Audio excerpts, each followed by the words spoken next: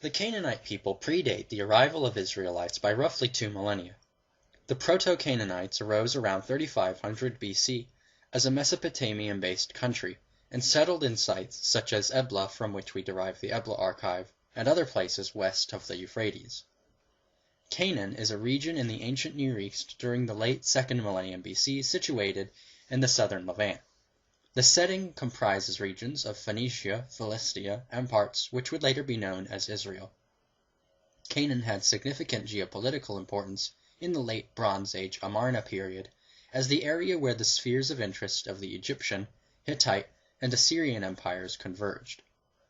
Knowledge of Canaan from archaeological sources is almost exclusively from artifacts dated to the period in which the region existed under the hegemony of the New Kingdom of Egypt.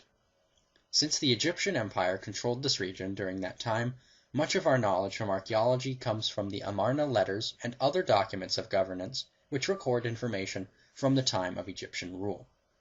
Much of the primary source knowledge of Canaan stems from excavations in areas such as Tel Hazor, Tel Megiddo, and Gezer. The late Bronze Age state of Ugarit, what is now Ras Shamra in Syria, is considered a quintessential source of Canaanite culture and religion, from which was found the Ugaritic texts and other artifacts of Canaanite culture. The Israelite religion is one which originated out of these Bronze Age polytheistic ancient Semitic religious traditions, specifically the Canaanite religion. It exhibits a syncretization with elements from Babylonian religion as well as some Egyptian influences. The religion began as a henotheistic offshoot of the Canaanite worship of El, along with his secondary epithet, Yahweh, which refers to El Yahweh Sabaoth, often translated as Lord of Hosts, which likely means El who creates the armies. El, who was the supreme god of the Mesopotamian Semites, later became the chief god of the Hebrew Bible. In Canaan he was known to be the father and the ruler of the divines, as well as the creator. The god of the Jews evolved gradually from the Canaanite El, who was the high god of the pantheon, to the Israelite El, who is likewise the chief god of the Hebrews. The essential qualities of the Canaanite El were retained in the god of the Hebrews, along with memories of the theogony of El and the gods.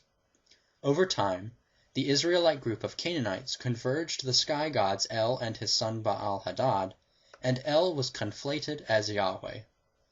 Early on, the Israelites also worshipped Yahweh along with his wife Asherah, who was originally the consort of El in the Canaanite tradition. For a long time, scholars of the Hebrew Bible concluded that a major difference between the God of the Bible and the gods of other traditions was that so-called pagan gods had sexual lives and consorts, while Yahweh did not.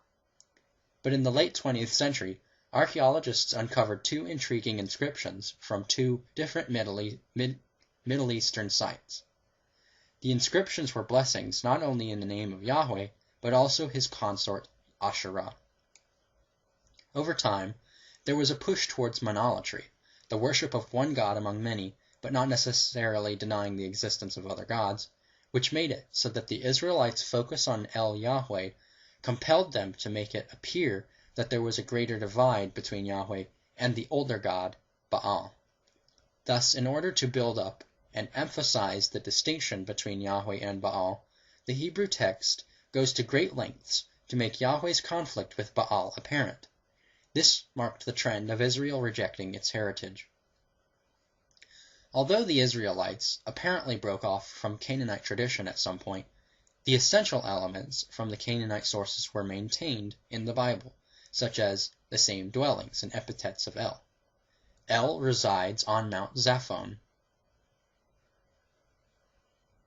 and in certain texts he dwells within a tent just like the tabernacle described in Exodus. Titles of the Canaanite El were preserved in the Hebrew tradition, such as the following: Elyon, which is Most High; Rechem, which is Bull. Also, El was called the god of patriarchs, a warrior, and El was called Olam, which means eternal. These were the names for the Canaanite El, and they became the names for the Hebrew El. Interestingly, Babel, relating to Babylon, is a conjunction of Bab and El, meaning gate of the god. But it was not singly El from which Yahweh evolved, but also Baal-Hadad, the Canaanite storm god. Indeed, also the name which Jews substitute for Yahweh lest they utter it is Adonai, the term from Canaanite Adon, which means Lord. It's a synonym for Baal, which also means Lord. The connection between Yahweh and Baal is undeniable. We find narrative instances of the Israelites understanding of this connection in parts of the Hebrew text, such as Exodus 32:8, the crafting of the bull by Aaron and the Hebrews as Moses was on Sinai, in which it is said, "These are your gods, O Israel." We see in the Israelite religion precisely what one should expect to see from a religion evolving from and assimilating religions surrounding it. In numerous passages, Yahweh is depicted as any ancient Near East storm deity, the most notable of which is Baal-Hadad. Like Baal, Yahweh is a warrior who descends from his mountain home, riding on a chariot of clouds. His voice is thunder, and his weapon is lightning. The earth quakes, and the skies release rain at his command. In primeval times he asserted his authority by defeating the sea, becoming the ruler of the skies. Exodus 15:3 reads, "Yahweh is a warrior, Yahweh is his name." Numbers 23:22, "El, who brings them out of Egypt, is for them the horns of a wild bull." Numbers 24:8, "El, who brings him out of Egypt, is like the horns of a wild bull for him. He shall devour the nations that are his foes and break their bones." El of the Canaanites was also called bull and warrior. Here are some examples of parallels between Baal and Yahweh as attested to by the Ugaritic literature in the Baal cycle and the Hebrew Bible. "Let me tell you, Prince Baal. Let me repeat, rider on the clouds. Now your enemy, Baal, now you will kill your enemy. Now you will annihilate your foe. You will take your eternal kingship, your dominion, forever and ever." And the Hebrew Bible reads, "Behold your enemies, Yahweh. Behold your enemies perish. All evildoers are scattered. Your kingship is an eternal kingship. Your dominion is forever and ever." The parallels with Baal extend also to the motif of the mountain where Yahweh revealed himself. There was thunder and lightning and a heavy cloud on the mountain, and Mount Sinai was covered with smoke because Yahweh had descended upon it in fire, and the whole mountain trembled violently. The same imagery is used of Baal's theophany. Then Baal opened a break in the clouds. Baal sounded his holy voice. Baal thundered from his lips. The earth's high places shook. The association of Yahweh as a storm god is also echoed in Judges chapter 5, verses 4 through 5.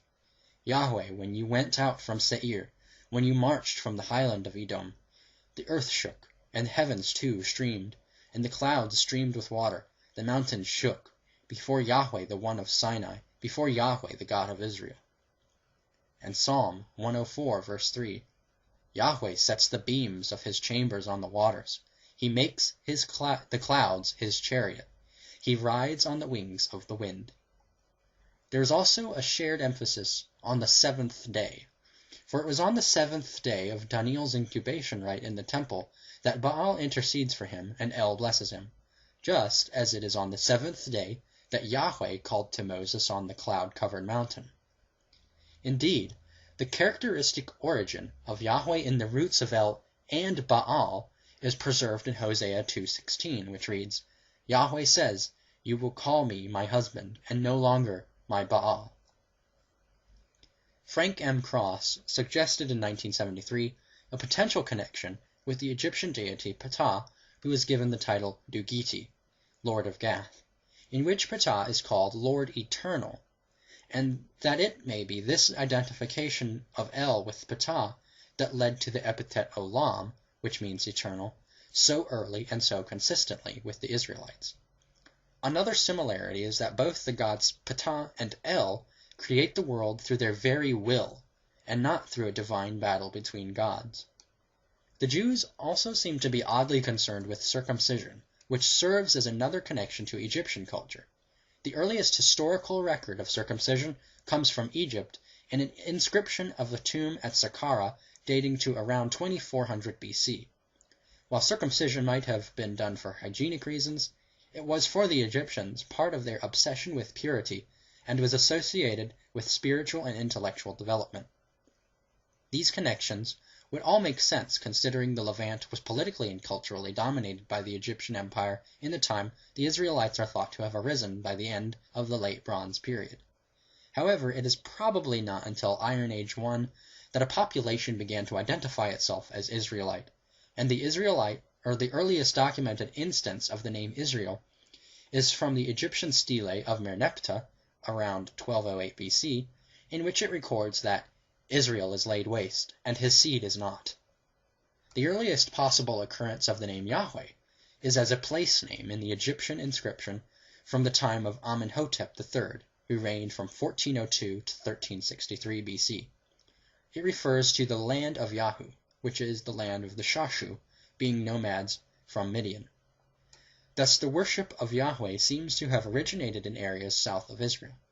The name Yahweh, which can take on various forms in the Semitic tongue of Yah for theophoric purposes, for example, Adonijah, which is Adon, master, and Yahu, referring to Yah or Yahweh, contains the core name Yah.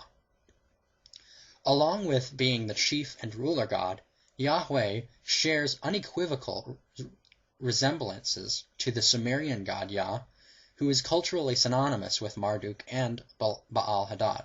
Yah and Yah, or Yahweh, are virtually the same god.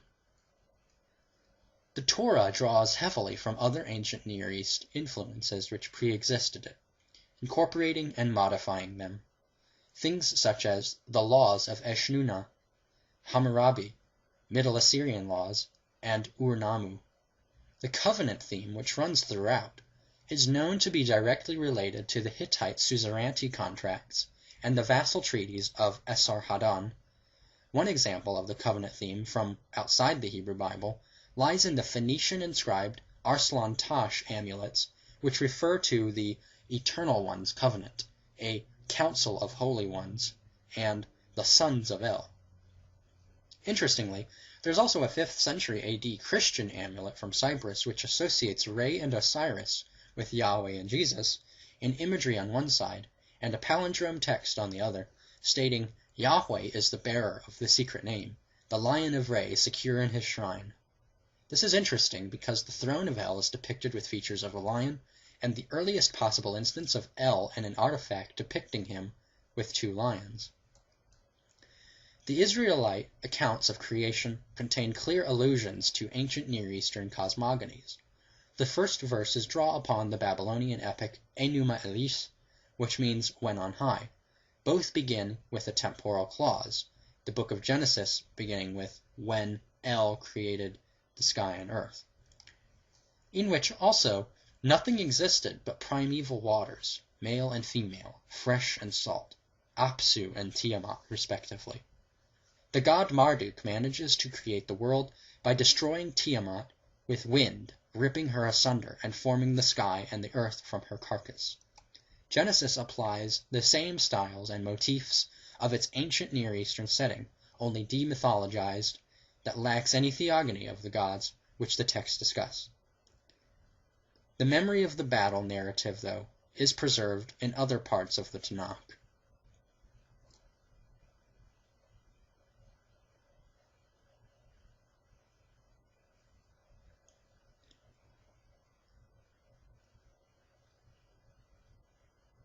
There are still significant differences, however, between typical ancient Near East religious traditions and the Hebrew Bible, the most remarkable feature being the suppression of mythology in the Hebrew tradition.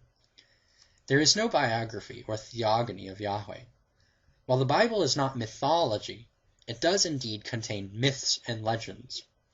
The polemical inversion of the Hebrew narrative, as opposed to other myths, is apparent in the emphasis on human importance and dignity created in divine image, which is lacking in the narratives of their ancient Near East neighbors, where humans tend to be menials. Human affairs are the theme of importance in the biblical account, and thus the absence of mythologized stories of gods is substituted with mythologized stories of humans.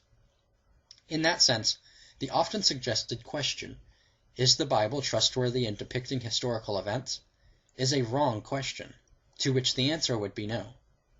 A better question would be, is the Bible trustworthy in depicting historical opinions? And the answer to that is an obvious yes. The text of the Torah is constituted of at least 5 sources as described in Wellhausen's theory. J. Yahwist, written around 950 BC in Judah. E. Elohist, written around 850 BC in Israel. D. Deuteronomist, written around 600 BC in Jerusalem. P. Priestly, written around 535 in exile of Babylon. And R. Redactor, which is the final edition of the combined sources. Although Wellhausen's dates have been disputed, and any of the sources could be decades, if not centuries later.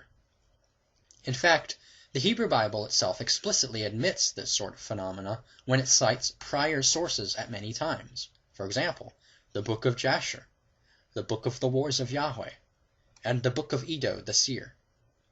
This is not necessarily a modern idea either of Wellhausen's, considering the fact that similar analysis was concluded by scholars such as Baruch Spinoza, Thomas Hobbes, and John Estruc in the 1600s.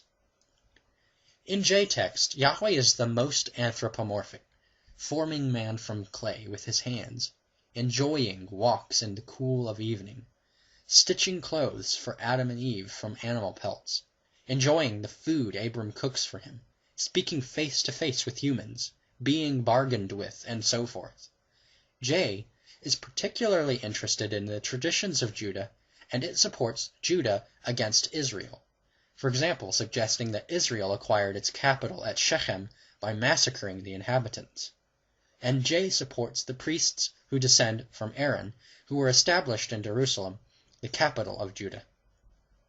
While Wellhausen placed the date for J-text at around 950 BC, a crucial study by H. H. Schmid demonstrated that J was conscious of the prophetic works of the 7th century BC, while the prophets did not know of the traditions of the Torah, meaning that J cannot be earlier than the 7th century BC. Many current theories place J even later, such as that of Russell E. Mýricantur. E-text is characterized by its virtually exclusive use of the plural term Elohim for the deity, along with its use of the phrase fear of God. It holds a rather abstract view of the deity, and strangely uses Horeb instead of Sinai for the mountain where Moses received the laws.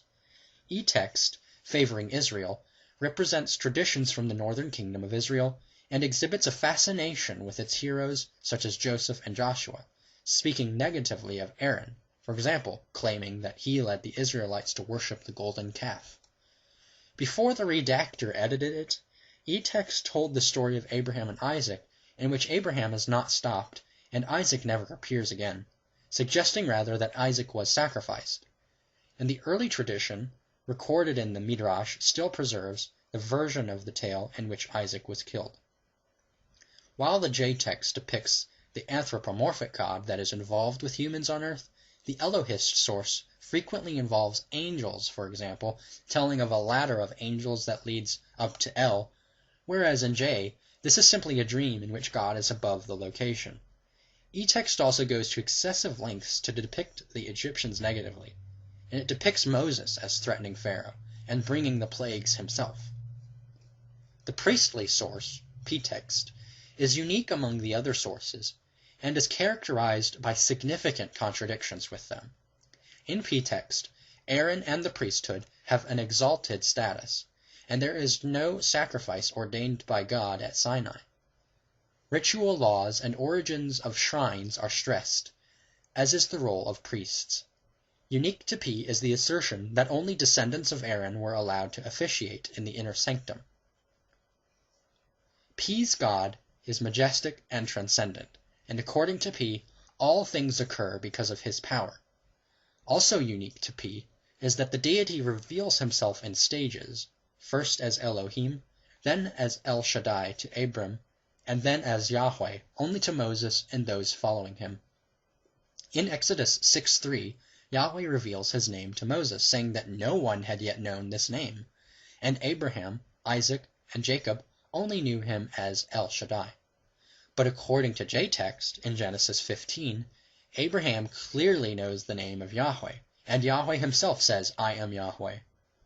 P is significantly concerned with holiness, meaning ritual purity, and Israel is posited as a priestly kingdom and holy nation, with elaborate rules that are aimed at preserving this purity.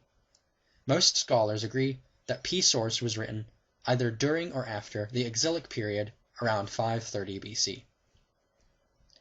The Deuteronomist source, although found mostly in Deuteronomy through 2 Kings, underlies much of the Hebrew Bible.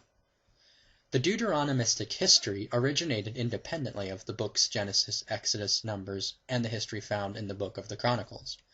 Scholars trace all or most of it to the 6th century BC. It tells of a story in which a book of the law was supposedly found during the reign of King Josiah, and which caused the king to embark on a series of religious changes. And it has been suggested that this source was manufactured in order to validate his program of religious change. Deuteronomist theology is conceived in the form of the suzerainty or covenant between Israel and Yahweh, who elected them and requires them to live according to his law. Under this treaty, Yahweh has granted a conditional promise to the Israelites of the land of Canaan. The interpretation asserted in D text explains Israel's successes as the result of obedience and its failures as the result of disobedience. Contrary to the other three texts, in which independent shrines or priesthoods are represented as legitimate, D text insists on a centralized worship around the temple in Jerusalem. Lastly, D text asserts all Israelites as brothers and sisters, and each will answer to God for his treatment of his neighbor. These four texts were combined at 2 points in time by editors or redactors, who appear to have kept as much as possible from the source documents, firstly by combining J and E to form JE. The redactor of JE is thought to have added very little, only a few phrases in the attempt to remove serious contradictions and maintain the flow of the story between the texts. The main exception to this is in the story of Abraham sacrificing Isaac, where the redactor added an angel stopping Abraham and replacing the boy with a ram. During the Babylonian exile, JE was unified with P and E by a different redactor, which many theorize to be Ezra during the time of Cyrus the Great. And that, as we have it, is the combined sources of the Hebrew Bible.